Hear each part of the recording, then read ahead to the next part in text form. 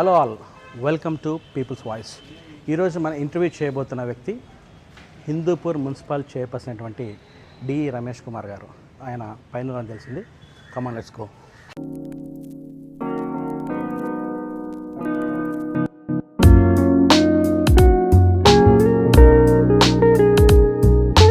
అన్నగారు నమస్తే.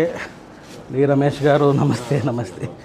Okay, D Ramesh గారు తెలుగు విద్యార్థితో మొదలుపెట్టిన మీ జర్నీ ఈరోజు the first person of Hindupur municipal chairman. ఎలాంటి జర్నీ మీది? నిజంగా తలుచుకుంటే మంచి ఇన్స్పిరేషనల్ స్టోరీ. కొంచెం ఆ జర్నీలో ఎన్ని ఆటుపోట్లు, ఎన్ని ఒడిదొడుకులు, ఎన్ని కష్టాలు నష్టాలు ఎన్నో ఉంటాయి. దయచేసి అది మా కోసం చెప్పగలుగుతారా? నేను యుక్త వయసు వచ్చేసరికి నాకు రాజకీయాల పట్ల ఆసక్తి ఉండేది. ఎలాగైనా రాజకీయాల్లో అంటే ఒక్కొక్కరు ఒక్కో రంగాన్ని ఎంచుకుంటారు.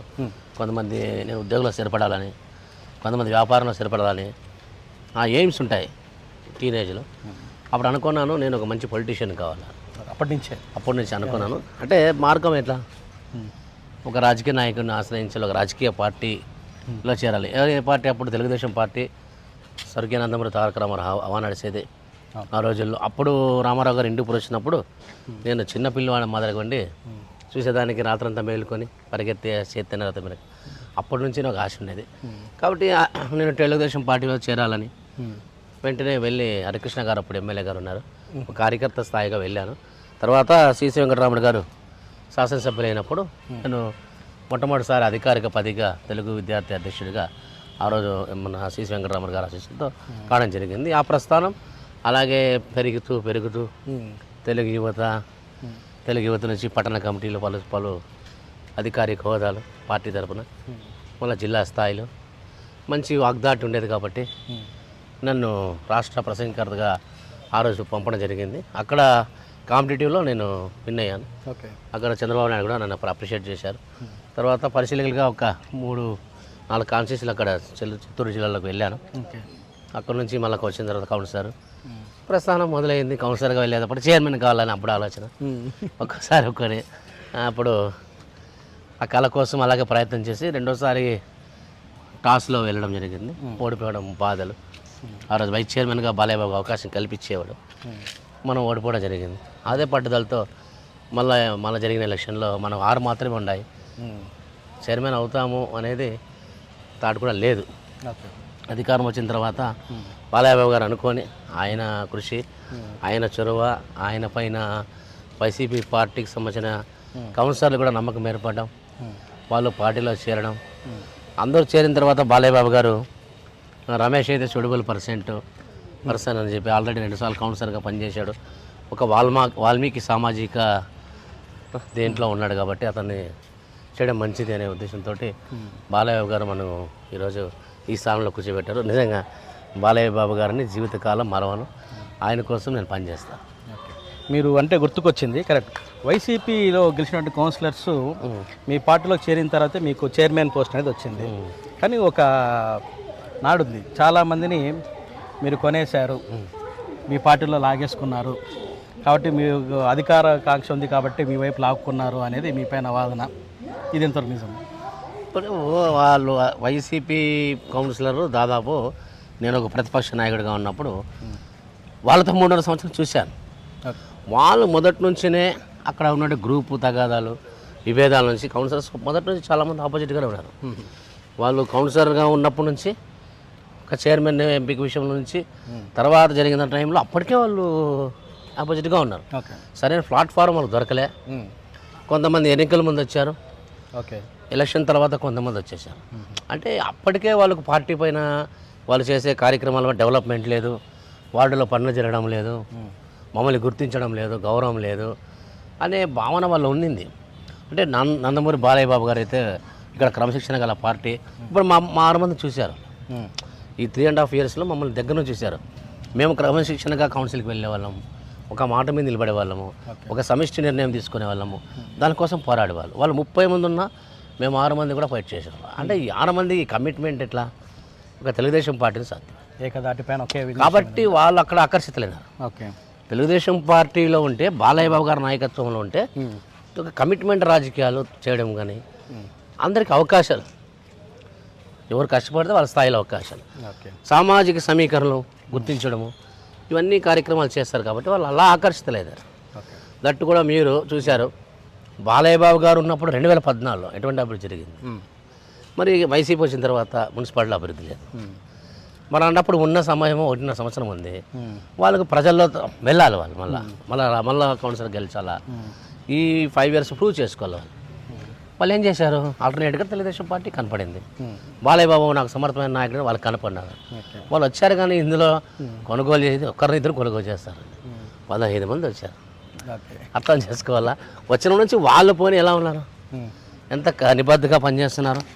ఇప్పుడు ఆ సిస్టమ్ మేము 6 మంది ఏ సిస్టంలో ఉన్నామో, ఈరోజు 21 members ఆ సిస్టమే ఉన్నాం కదా. ఓకే ఇప్పుడు ఇంకోటి మీరు కరెక్ట్ అన్నట్టు గుర్తుకొచ్చింది, బాలయ్య బాబు గారు గతంలో టీడీపీ ప్రభుత్వం పైన ఉన్నప్పుడు ఇక్కడ కూడా బాలయ్య బాబు గారు ఎమ్మెల్యేగా నియమితమైనప్పుడు అభివృద్ధి కార్యక్రమాలు చూసాము అని మీరు అంటున్నారు. మీరు కంపేర్ చేస్తే మన చంద్రబాబు నాయుడు గారు ఎమ్మెల్యే గెలిచిన కుప్పం కావచ్చు, మరి నారా లోకేష్ గారు గెలిచినటువంటి మంగళగిరి కావచ్చు, అభివృద్ధి పథంలో చూసుకుంటే ఈ రెండు చాలా ఎక్కువ అభివృద్ధి అయినాయి. కానీ హిందూపురంలో మొట్టమొదటిసారి నందమూరి తారక రామారావు గారు, ఆయన సీఎం, తర్వాత వాళ్ళ కొడుకు హరికృష్ణ గారు, దాని తర్వాత ఇప్పుడు మరి వారి కొడుకు నందమూరి బాలకృష్ణ గారు, ఆ 2 ప్లేసులతో కంపేర్ చేసుకుంటే హిందూపురం డెవలప్ కాలేదు అనేది ప్రజలు. ఎందుకు డెవలప్మెంట్ కాలేదని మీరు అనుకుంటున్నారు? ఇంకా మీరు చెప్తానండి, హిందూపురం చూడండి, ముందు నుంచి ఇప్పుడు చెప్తాను, హిందూపురంలో ఇప్పటికైనా సరైన పార్కులు ఉన్నాయా, సరైన వాకింగ్ ట్రాక్స్? 2014లో బాలయ్య బాబు గారు దాదాపు 4 పార్కులు అభివృద్ధి చేశారు. మీరు డిఆర్ కాలనీ పార్క్ కావచ్చు, టీచర్స్ కాలనీ ఉండే పార్క్ కావచ్చు, ఎన్టీఆర్ పార్క్ కావచ్చు, ఇవన్నీ కూడా బ్రహ్మాండంగా ఉన్నాయి. అప్పట్లో పార్కులు ఎంత బ్రహ్మాండంగా ఉన్నాయో మీకు ఫోటోస్ చూపిస్తాం. ఇప్పుడు దాని మెయింటెనెన్స్, దాని తర్వాత 5 years అయింది. ఈ పార్కుల విషయం ఎప్పటికప్పుడు మెయింటైన్ చేస్తేనే పచ్చదనం ఉంటుంది. అవును, పార్కుల విషయంలో మెయింటెనెన్స్ ఎప్పుడు చేయకపోతే చెట్లు ఎండిపోతాయి, ఈ పరికరాలు ఎవరో పీకెళ్తారు. ఆ మెయింటెనెన్స్ 5 years లేకపోవడం వల్ల పార్కుల అధ్వాన స్థితి చేకూరాయి. ఇప్పుడు అదే బాలయ్య బాబు గారు ఆలోచించేసి దాదాపు 2 కోట్ల రూపాయలు పార్కులకని కేటాయించడం జరిగింది. కౌన్సిల్కి వస్తుంది, దగ్గరలో 2 పార్కులు ఎన్నుకొని ఆ పార్కుల డెవలప్మెంట్ కూడా మేము చూస్తాం. ప్రజలకి ఆహ్లాదకరమైన వాతావరణం ఇవ్వాలా, అభివృద్ధి, సంక్షేమం, ఆహ్లాదం 3 కూడా. మున్సిపాలిటీ నుంచి పార్కుల అభివృద్ధి కూడా బాలయ్య గారు చూస్తున్నారు. ఇప్పుడు మీరు ఎంతెందుకు లేపాక్షి చూశారు, 2014లో ఎలా యునెస్కో గుర్తింపు వరకు వెళ్ళొచ్చింది. తర్వాత 5 years లేపాక్షి ఉత్సవాలు లేవు. మళ్ళీ బాలయ్య గారు వాళ్ళు కూడా చేశారులేండి, ఎలా చేశారో తెలుసు, మీకు ఎలా చేశారో తెలుసు. ఏం గుర్తింపు వచ్చినా మీకు అందరికి తెలిసిందే, చెప్పనక్కర్లేదు. సో ఇప్పుడు బాలయ్య బాబు గారు ప్రత్యేక దృష్టి హిందూపురం మీద పెట్టారు అని మీరు అంటున్నారు. మరి అలాంటప్పుడు మెయిన్ రోడ్లో ఉన్నటువంటి అన్ని షాపింగ్ కాంప్లెక్స్లు అడ్డం ఉన్నాయి రోడ్డు విస్తరణ కోసం అని కొట్టేశారు. మరి ఇప్పటి వరకు ఆ రోడ్డు నిర్మాణం అని ఎందుకు ఆగింది? ఇంకా ఎన్ని రోజులనే, ఇప్పుడు మీరు కట్టలే స్థితిలో, ఒకవేళ మీరేమంటారు బడ్జెట్ లేదు అని అంటారు, లేదా రాలేదు అని అంటారు. ఆ రోజు బడ్జెట్ లేని స్థితిలో కానీ, రాలేదన్న స్థితిలో కానీ దాన్ని ముందుగానే ఎందుకు కొట్టాల్సి వచ్చింది? బడ్జెట్ వచ్చినప్పుడు దాన్ని కొట్టచ్చు కదా. మొదట వాళ్ళు 80 feet రోడ్ అన్నారు, తర్వాత 70 feetకి చేసి వాళ్ళు కొద్దిగా కొట్టి వదిలేశారు. మేము అధికారం వచ్చినప్పటికే దాదాపు 30% కొట్టి ఉన్నారు. ఒక రోడ్డు మీద ఇక్కడ షాపు అక్కడ ఒక షాపు కొట్టేసి అస్తవ్యస్తంగా తయారైంది. ఓకే, దాని యొక్క దిమ్మెలు, దాని యొక్క మొత్తం స్ట్రక్చర్ వచ్చి రోడ్డు పైనే ఉంది. అవును, ఎలక్షన్ జరిగేసరికి మీరు చూడండి, అప్పటికే వాళ్ళు కొట్టేసిన 30% కొట్టేసారు, ఇన్కంప్లీటెడ్. ఇలా ఉంటే బాగుండదు అనేసి ఇంక మేము దాదాపు 99% కంప్లీట్ అయింది. లాస్ట్ మూమెంట్లో ఒక 3 షాపుల కోర్టులో పెండింగ్లో. ఓకే, కోర్టులో పెండింగ్ ఉండడం వల్ల మేము కూడా దాన్ని ఫైట్ చేస్తున్నాము. మా ఎమ్మెల్సీ గారు కూడా ఫైట్ చేస్తారు. దగ్గర డిసిషన్ వస్తుంది. ఓకే, మాకు తెలిసి ఒక 15 రోజుల లోపల డిసిషన్ రావాలి. కోర్టును గారు గౌరవించాలా. ఆ 3 మాత్రం వెళ్ళారు, 3-4 బిల్డింగ్లు మాత్రం ఉన్నాయి. వాటికి కూడా ఉన్నటువంటి కొన్ని ఇబ్బందులు కూడా శాఖాపరమైన చట్టపరమైనటువంటి ఇబ్బందులు తొలగించుకొని మేము వెళ్ళాలి. రోడ్డుకి అయితే ఇప్పుడు ప్రజెంట్ మనకు కాలువ నిర్మాణం జరిగింది సగభాగము. మీరు చూసారు టవర్స్, పెద్ద ఎత్తున మేము టవర్స్ పెట్టాము. అవునవును, అంటే జరుగుతుంది. ఇప్పుడు నెక్స్ట్ ఏమంటే ఇప్పుడు ఆ కోర్టులో ఉన్నటువంటి 4 భవనాలు కూడా మాట్లాడడము లేకుంటే ఏదో చేయడము చేసిన తర్వాత అవి కూడా పూర్తిగా పడికొట్టేస్తే మనకు వీళ్ళైతే తీర్మానం చేశారు 70 feet, ఓకే, 35 into 35, ఇక్కడ 35 సెంట్రల్ లైటింగ్. దానికి కూడా సెంట్రల్ లైటింగ్ కూడా టవర్స్ చాలా అద్భుతంగా సుందరీకరణ చేసే విధంగా ప్లాన్ చేశారు, ప్లానప్ చేశారు. దానికి కూడా నిధులు కూడా ఉన్నాయి. నిధులు కూడా కరెక్ట్గా మన కూడా వచ్చినప్పుడు కరెక్ట్గా మాట్లాడా. తర్వాత త్వరలోనే మాకు తెలిసి ఒక గవర్నమెంట్ వచ్చి ఇప్పుడు దాదాపు 9 నెలలే. అవును. మేము మొదలుపెట్టింది 3 నెలలే. ఇంకొక 2 months అయిపోతుంది. ఎందుకంటే చాలా 1 year కదా.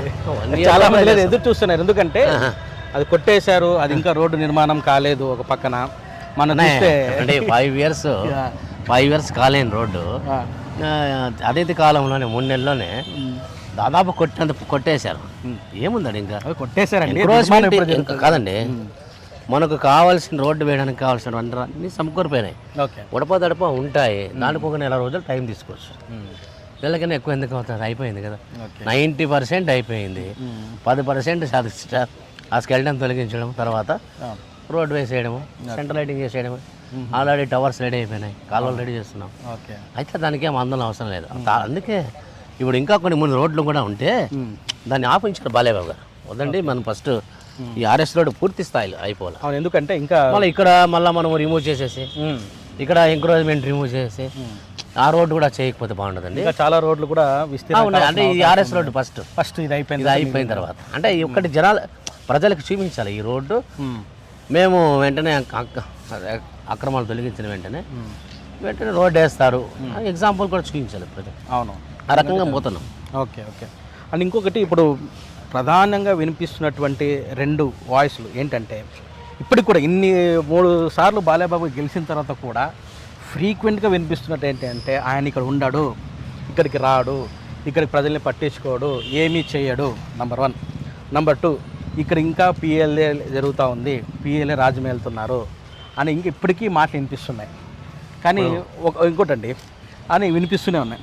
అయినా కూడా నేను గమనించిన దాంట్లో ఏంటంటే, ఏదైనా సమస్య ఉన్నప్పుడు ఆయన ఖచ్చితంగా మీకు కావచ్చు, లేదా పిఏ మన శ్రీనివాసులు గారికి కావచ్చు, లేదంటే మన జేవీఎస్ అనిల్ గారికి కావచ్చు, మీ ముగ్గురితో కంటిన్యూ కాంటాక్ట్ ఉండి సమస్యలు ఏమంటే తొందరగా ఆయన వింటారు అని విన్నాను. ఇది కరెక్ట్గా చెప్పండి. ఇంకొకటి, ఎమ్మెల్యే గారికి హిందూపూర్ సంబంధించి పూర్తి సమాచారం ఉంటుంది.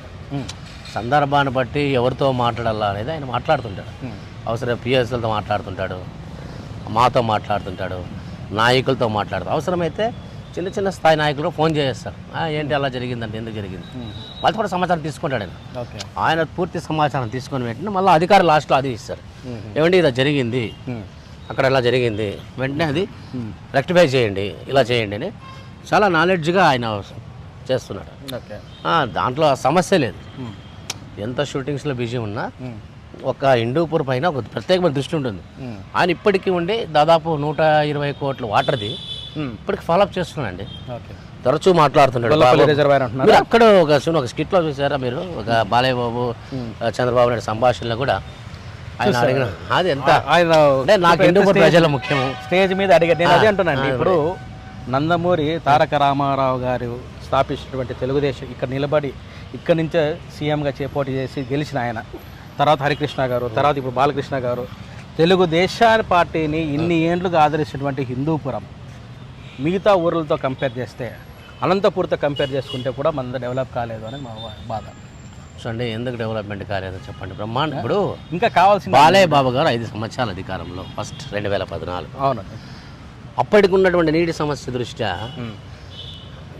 మంచినీరు, వైద్యం, ఆరోగ్యం, ఇప్పుడు హాస్పిటల్ 203 కోట్ల రూపాయలు, మార్కెట్ 20 crores, మళ్ళీ వీళ్ళు నాశనం చేశారు. 194 కోట్ల రూపాయలతో పూర్తి స్ట్రక్చర్లో వాటర్ ఇచ్చారు. అది ఇంకా పూర్తి స్థాయిలో లేకపోయేసరికి మళ్ళీ అదనంగా 160 కోట్ల రూపాయలతో total project pipe line with LSRs, తర్వాత అదనపు పైప్ లైన్ కావచ్చు, ట్యాంక్స్ కావచ్చు, ఈ రకంగా ప్లాన్ చేసి మళ్ళీ ఇంకా పూర్తి స్థాయిలో ఒక 1 by 1 అండి. ఇప్పుడు హిందూపురానికి ప్రధానంగా రోడ్ల సమస్య. ఆ రోడ్ల సమస్య నుంచి ఏం చేయలేనా, రోడ్డు సమస్య, ట్రాఫిక్ సమస్య. ఇప్పుడు ప్రజెంట్ మన ఆర్ఎస్ రోడ్డు ఒకటి జరుగుతుంది. అప్పటి కనీసము రోడ్స్ ఏ రకంగా డెవలప్ చేయాలని ఒకటి వస్తుంది. ఒకటి వస్తే 2-3 రోడ్లు కొట్టాల్సి వస్తుంది. అప్పుడు హిందూపూర్ పూర్తి స్థాయిలో కనపడుతుంది. వాటర్ సమస్య తీరిన వెంటనే హాస్పిటల్స్ ప్రజావారిగా గతంలో ఎట్లా ఉండేది, ఈరోజు ఒక సిజరీన్, అప్పట్లో సిజరీన్ హాస్పిటల్ వెళ్ళాలంటే వైద్యుల దగ్గర 30,000 పేదలు. తర్వాత మీకు డయాలసిస్ చూసినారు. ఎంత బ్రహ్మాండమైన హాస్పిటల్, కార్పొరేట్ స్థాయిలో హాస్పిటల్ ఉంచారు.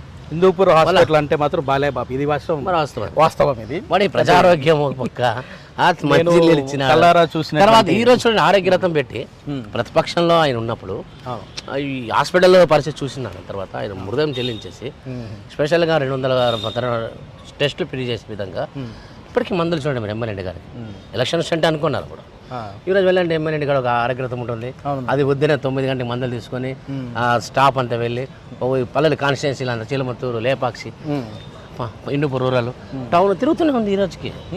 ఈరోజు తిరుగుతూనే ఉంది. ఈ అన్నా క్యాంటీన్ వచ్చేవారు కూడా అన్నా క్యాంటీన్ నడుస్తుండేది ఆయన సొంత ఖర్చులతోటి. అవునవును. మొన్న రీసెంట్గా అంతెందుకండి మీరు ఇన్ని మాట్లాడతారు, ఇప్పుడు హిందూపుర శాంతి భద్రత విషయం అయ్యే 25 లక్షల రూపాయలతోటి సీసీ కెమెరాస్ మనం ప్రజెంట్ చేశారు.